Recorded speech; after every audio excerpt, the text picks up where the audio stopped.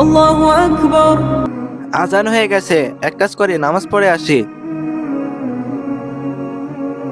আরে আমার বন্ধু নামাজ পড়তে যাচ্ছে না, একটা কাজ করে ওকে বোঝাই আজকে।